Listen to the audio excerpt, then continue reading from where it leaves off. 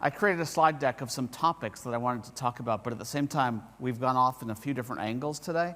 So I'm going to shorten a little of what I talk about to get some key points across, but at the same time, have a little more Q&A than probably normal, because we're dealing with a topic. When we think about digital and we think about technology and we think about AI, is anyone an expert here in AI? Anyone an expert in technology?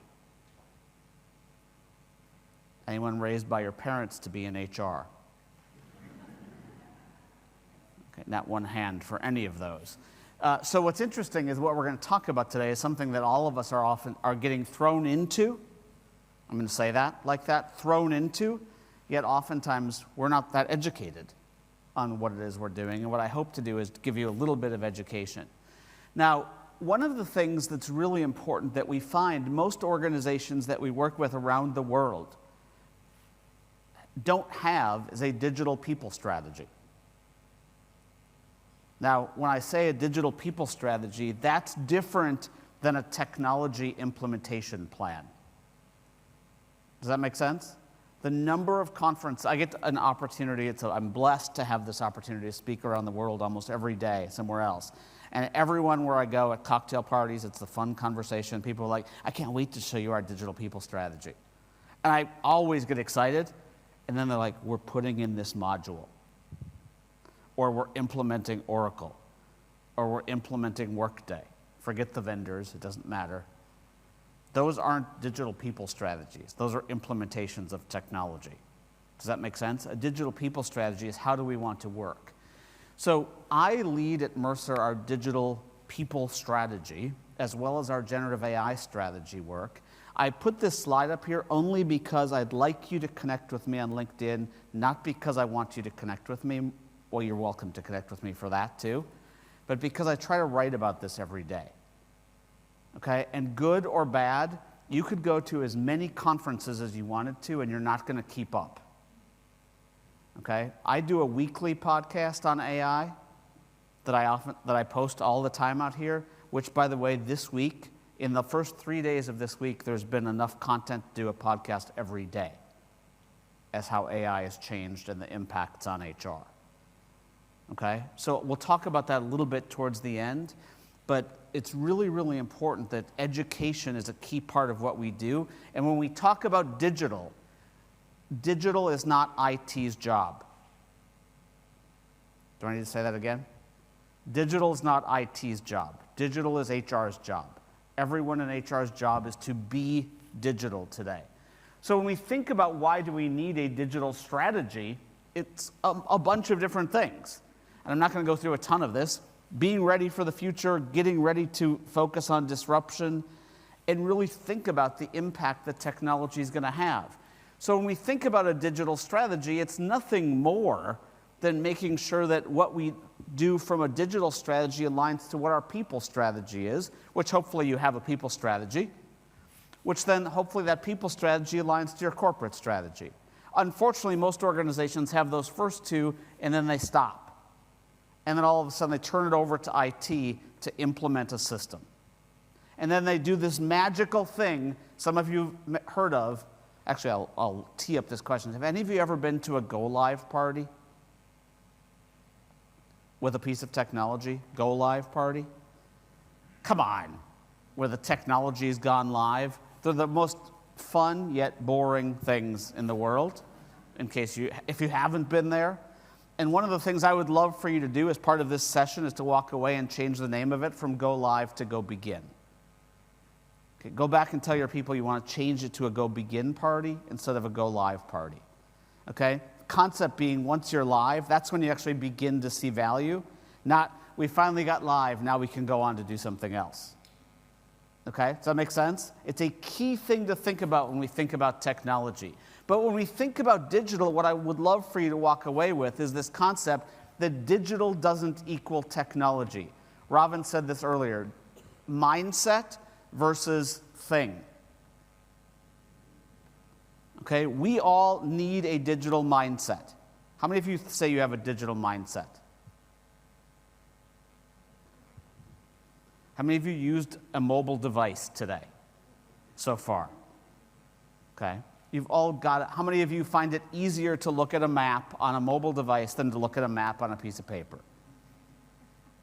Okay. We almost all are digital. We all have digital mindsets.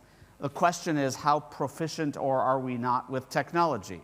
There's a woman in the back of the room who can raise her hand that's using a notebook called a Remarkable. Right? Raise your hand. Okay. How many of you have seen a Remarkable notebook?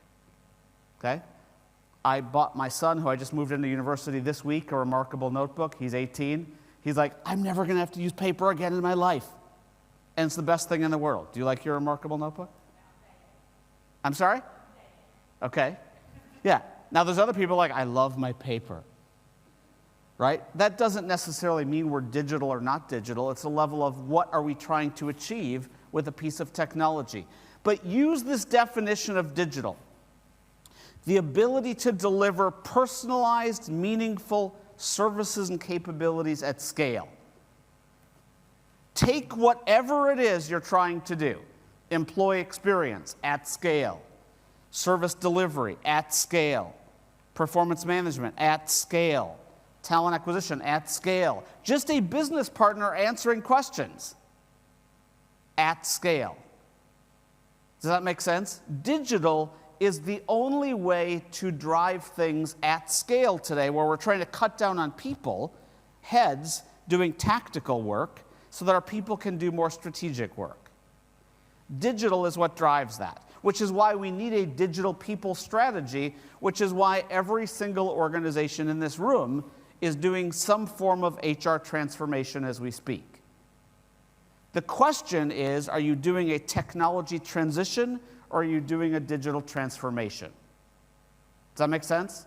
Everyone knows the prefix trans means change. So are you changing from one technology to another and still doing the same thing?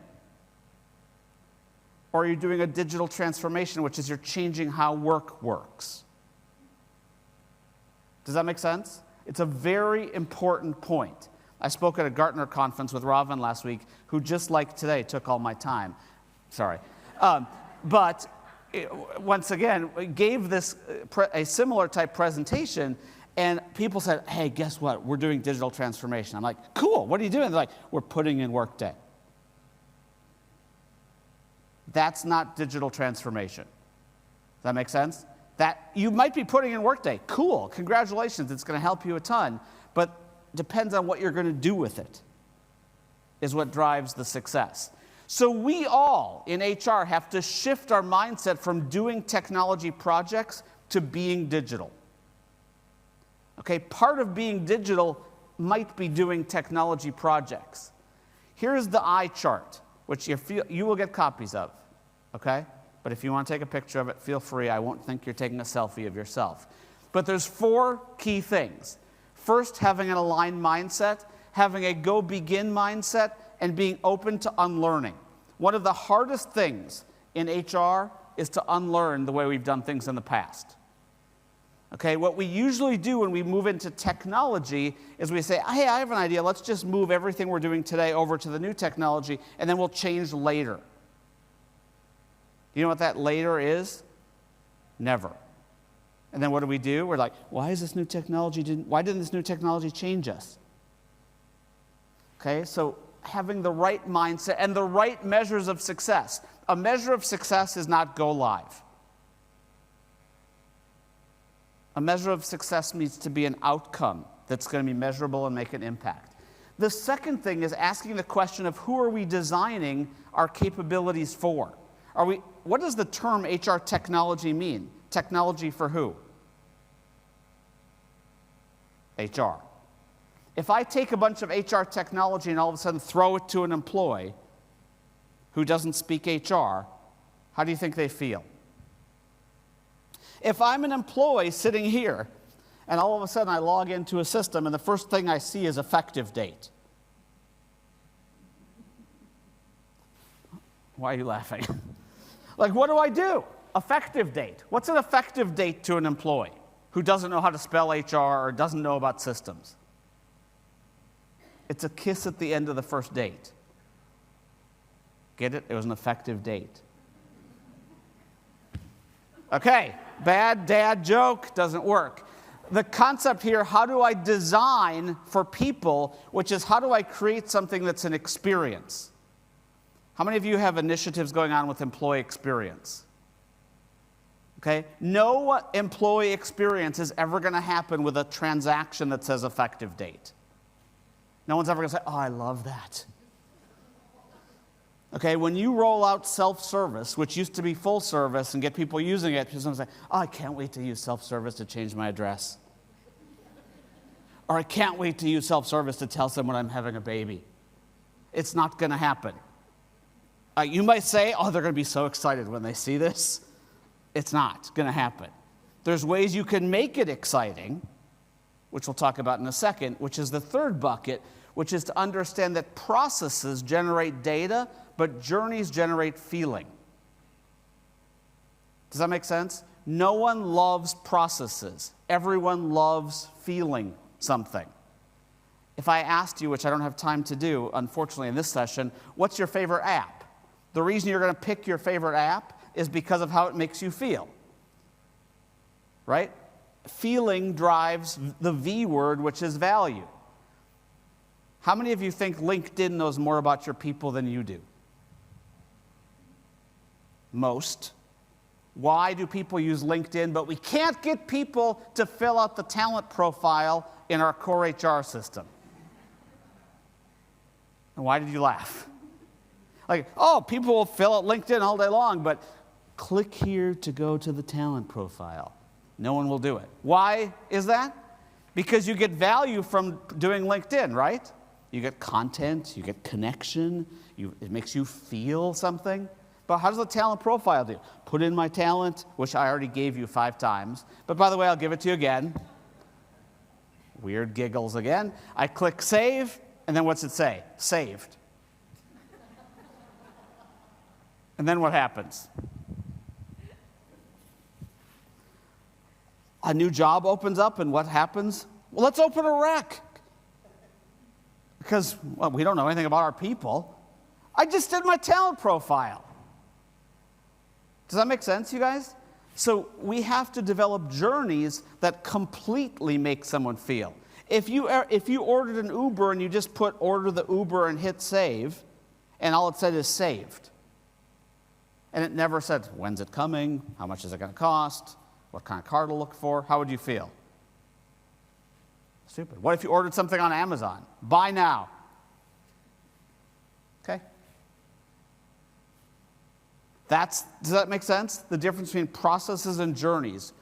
And then once you understand what you're trying to achieve, who you're designing for, how you want them to feel, then you can pick the technology and use the technology and design it in a way that ties back to your goals.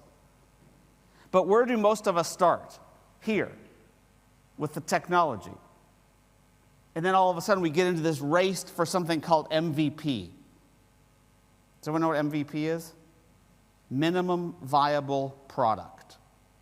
It's the deadliest sin in the HR technology space. Why do I say that? What's your favorite app? Cluster. I have no idea what it is, but it will work. I hope it's nothing that's... Does everyone know what cluster is? We're not going to have time to explain, but cluster. Okay, clearly you get value from cluster. What if the first time you downloaded cluster from the App Store, you looked at it and you're like, I don't like it. What are you going to do? Delete it. How long are you going to give it to decide if you like it or not? 2 goes? Okay, think about that. Which might be what, seconds, minutes, days? 10 minutes. What do you do if you don't like it? Delete it. How often do you go back to see if it gets better? Never. Think about this when it comes to the employee. I roll something out to an employee. I've got a brand new, Robin mentioned earlier, talent marketplace. Hey, let's roll it out. I spent 9 months getting it ready. I spent $1 million. I roll it out. First time I go there, I'm like, this doesn't look good. Guess what? It'll get better in phase 2. Guess what? It'll get better in phase 3. You're already gone. This is why most organizations employ and manager self-service, or what we like to call direct access, hasn't worked. Because I've put it out there only as a bunch of processes that have been HR-focused instead of employee-focused. So in the world of employee experience, what we're trying to do is think about this loop. And this is a model for us all to work in the digital space. How do we start with a strategy? How do we activate the organization to that strategy? How do we get ready to deploy our strategy, which might include technology implementation? And then how do we focus on continuous improvement? But if all I do is go live, and I say, hey, we're going to take our people and move them on to something else, what happens? You end up 3 versions behind, even though the vendor says everyone's on the same version always. Technically you are, capability-wise you're not. And then all of a sudden you're like, hey, guess what? It's time to start thinking about the skills capability. Like, we can't do that, we don't have the data. You go to a conference and someone's like, hey, guess what? I saw this amazing skills technology. Sorry, we don't have the data because we didn't keep up. Does that make sense? It's happened over and over and over again. For those of you that aren't as old as I, back in the DOS days and the mainframe days, which is where I started, we used to track skills in the DOS-based system. Does everyone remember that? Someone has no idea what DOS is in the room. But we used to actually install software with these things called disks, and you actually tracked skills. What are we trying to do today? Track skills. Okay, we're just trying to do something different with them based on where we are with AI. So I'm going to skip over a lot of this because I want to talk about AI from a time standpoint. But if you don't have a digital strategy, please take time to take this back and work with your organizations to create one. Okay? Different than a technology implementation plan. And like I said, if you connect with me on LinkedIn, I'm happy to talk you through this in more model. What's our vision map? What do we want to be great at versus what is it okay to be performing at? One of the funnest exercises I get to do with organizations is an HR leadership discussion that says, what do we want to be great at versus what's it okay to be performing at? Why is that fun? Because everyone says they want to be great at everything. The number of people that say they want to be great at payroll fascinates me. Like, you just want to be performing. Performing is 100% accurate. Don't try to be more than 100% accurate at payroll, please. You'll be certifiably insane. You want to be great at certain things. Is it skills? Is it experience? What is it? What does my solution architecture look like as far as the technology I have? But more importantly, what's my experience architecture? Does that make sense? Because most of us, unfortunately, what we do is we buy new systems and we put them as links on our link farm. In our link farm called an intranet. And then we think someone's going to get to it, somehow find it. Does that make sense? We know what Workday or Oracle or SuccessFactors or Gloat or ADP is, but no employee should. Does that make sense? They just want to get something done.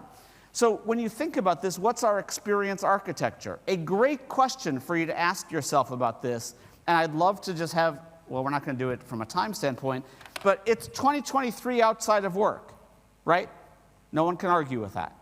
What year does it feel like inside of work? Just think about it. When it comes to GSD, what's GSD? Getting stuff done. So it's 2023 outside of work. What year does it feel like inside of work, and how hard or difficult is it compared to outside of work? Because guess what? Whether you like it or not, that is what people are going to measure your experience against. Does that make sense? You're like, that's not fair. You can't say the consumer stuff's easier. There was a day, for some of you that don't remember, where businesses used to be ahead of consumers. Okay? My dad, rest his soul, got a key to the office at one point, and he took me in the office. I'm like, why are we going to the office? He's like, we got a copy machine and a printer and a computer. And I was like, okay. And it was really cool. But there was a day that companies had better technology than people. Now we as people have better technology than companies, which means the expectations have changed. So what year does it feel like inside of work to you? Anyone? 2020? What would you say? Go ahead. 2000. There's a Y2K baby in the room. Does everyone remember Y2K? What you're doing December 31st, 1999? Some of you have no idea. Some of you weren't born. I was waiting for a mainframe to blow up in Atlanta, Georgia, not having any idea what was going to happen if it did, what I would do if it did, but I was waiting. 2000. Who else? What about you guys? You were commenting. Most organizations are behind, way behind. Go test this when you go into your organization. Go in your intranet or portal and type in, go home and do this, or go to your office, or do it right here. Type in, I'm having a baby. This is a great test. Type in on your intranet or portal, I'm having a baby, and see what happens. Why are you laughing?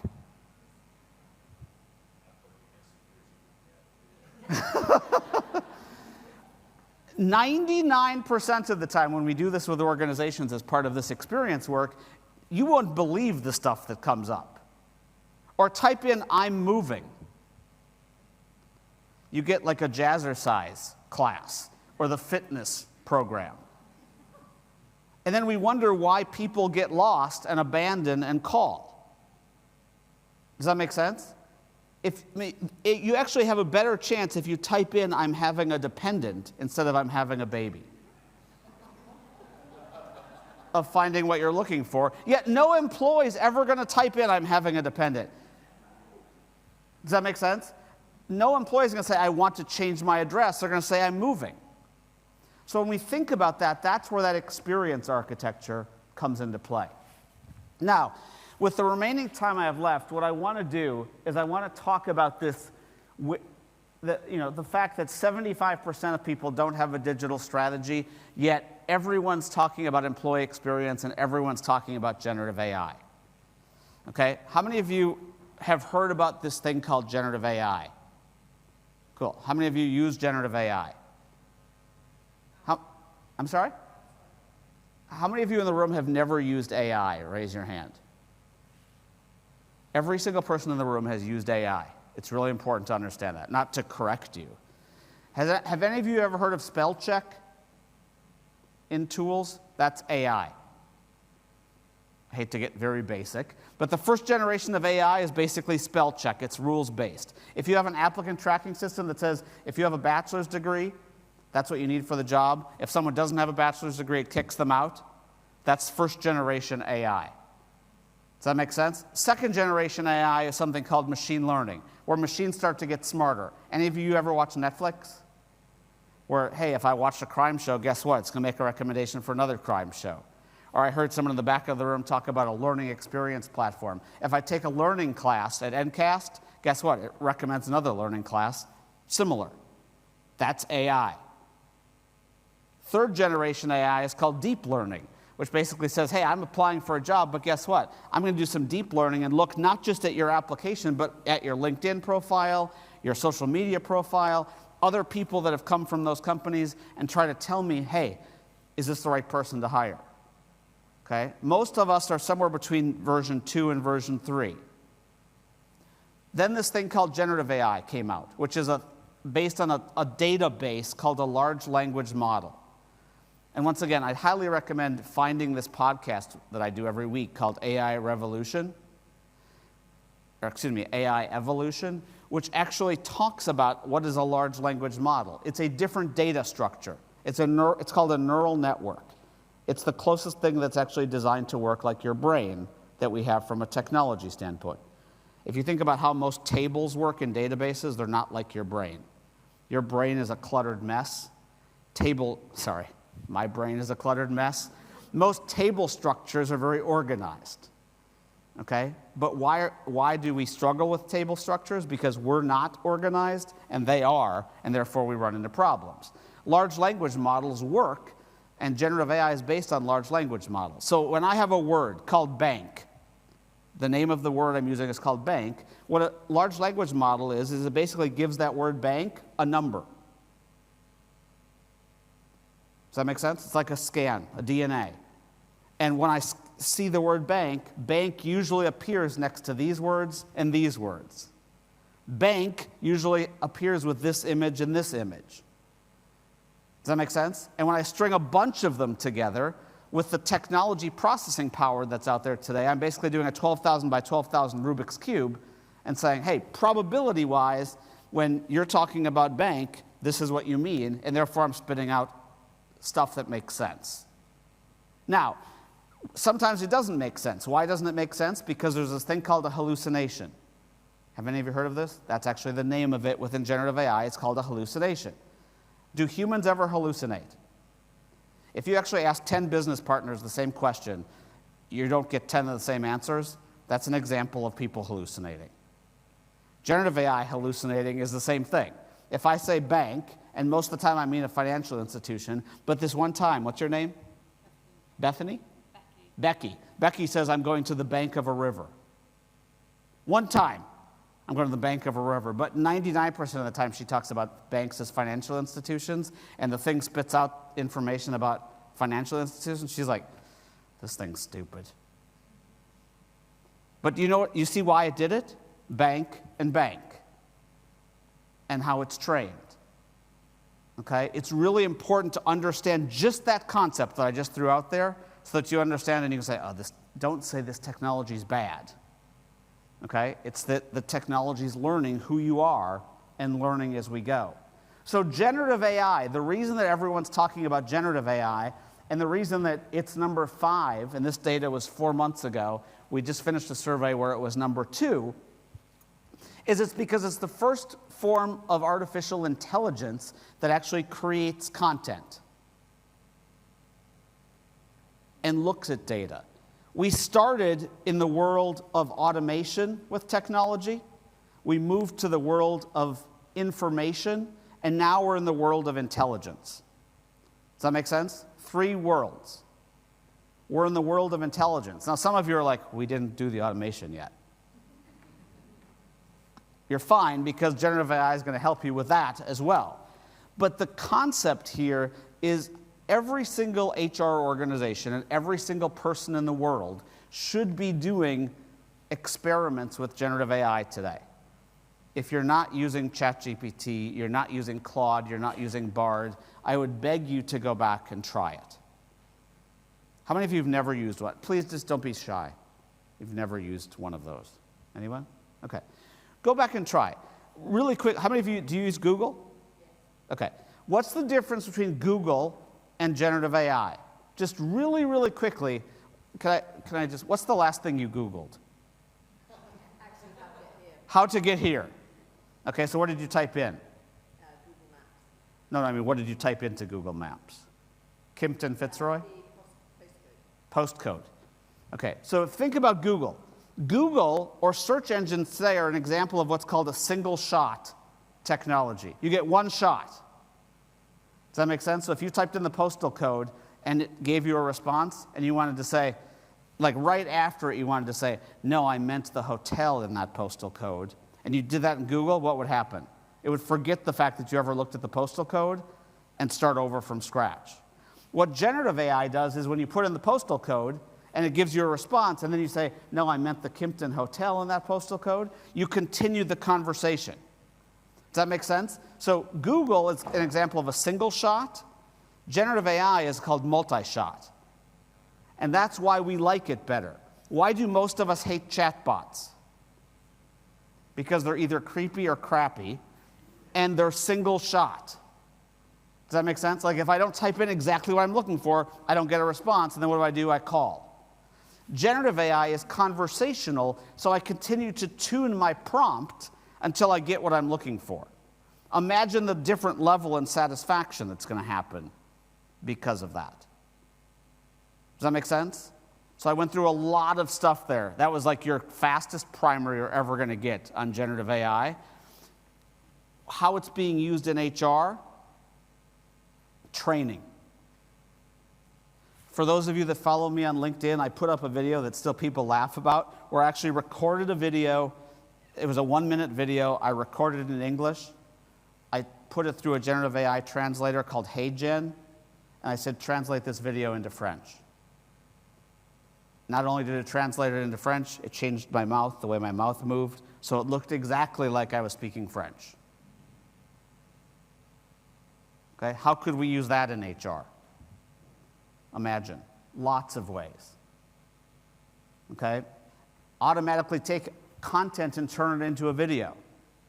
Imagine that from a change communication standpoint. Being able to actually take a spreadsheet and be able to ask questions to a spreadsheet. Not ask yourself questions about a spreadsheet, but ask questions to a spreadsheet. How many males versus females? What's the difference in pay between this and this? If any of you ever want a demo of this, please reach out to me on LinkedIn or talk to your person at Mercer that takes care of you. I'm happy to do this session called Art of the Possible, which is like this 60-minute session that walks through how this works and giving you examples of how you can use these tools today. The point is everyone should be experimenting with them, but the other point is everyone should realize, back to this other slide, that if all you do is put them in place without this other stuff, what you're going to get is what I call frosting on top of a moldy cake. Okay, if you buy a generative AI tool that you think is and you watch a demo, and you're like, oh, that would be great. And all of a sudden you put it on top of your knowledge base in your organization, which you don't have a knowledge base. You've got data scattered everywhere, PDFs, FAQs, PPTs, Word documents, and you're like, why is the chatbot not working? It's not that the chatbot's not working, it's you have bad data. Does that make sense? So buying technology without thinking about these other things, all it's going to do is get us to the same place we are today, which is saying, hey, I've got technology, but it's not proving the value we're trying to achieve.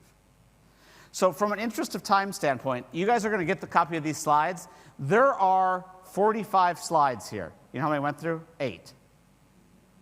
Okay? But I did that on purpose. The last thing I'm going to talk about is this, because it ties back to something that Robin talked about, and it's really, really important. All of these tools require both of these circles, something called changefulness and something called change management. What is the difference? Changefulness is the concept of being able to open your mind to a change. So let's just say, Robin and I are working with a customer in Singapore who rolled out an internal talent marketplace, and guess what? No one will use it. Why will no one use it? Because the managers don't want to share talent. Interesting. Now, the company that we're working with has said, hey, we rolled out change management. I'm like, cool, let's look at it. And it showed them how to use the tool. If you put change management tools in place without people having a mindset that's open to accepting them, what do you get? Organ rejection. They could care less. If you haven't changed their mind about how the organization's going to work and think, and you just roll out change management tools, like, why would someone do self-service when it used to be full service? Hey, I used to be able to just pick up the phone and call someone. Now I have to do it myself. Like, if you actually get them open-minded to it, there's value. Does that make sense? But if you just train them how to use the tool, like, were you trained on how to use that app that you liked? Did you go through change management? No, you didn't. How many of you use Amazon? On that one page where you buy something on Amazon, do you know how many modules and how many vendors that is? Amazon's a customer, so I get to follow this a lot. It's 140 modules from 54 vendors on one screen. Think about that. 140 modules from 54 vendors on one screen.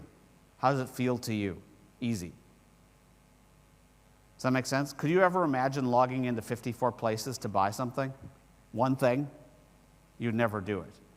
So they have done a great job of showing us the value, and then by the time we actually had to train someone, we didn't have to go through training.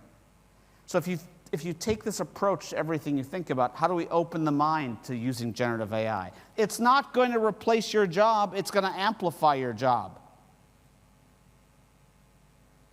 But if all of a sudden you just roll out this and say, go use Gen AI, without showing people the value, you're going to get the same rejection we've gotten, and we're going to waste another, which I would say is the most impactful. Generative AI is the most impactful HR technology ever to changing this profession. By far. There's not even a question as far as changing what it will mean to HR. So in 2024, hopefully, which is the title of the session, everyone's building generative AI strategy into their digital HR strategy and saying, at least, how are we going to start to understand it, if not use it completely?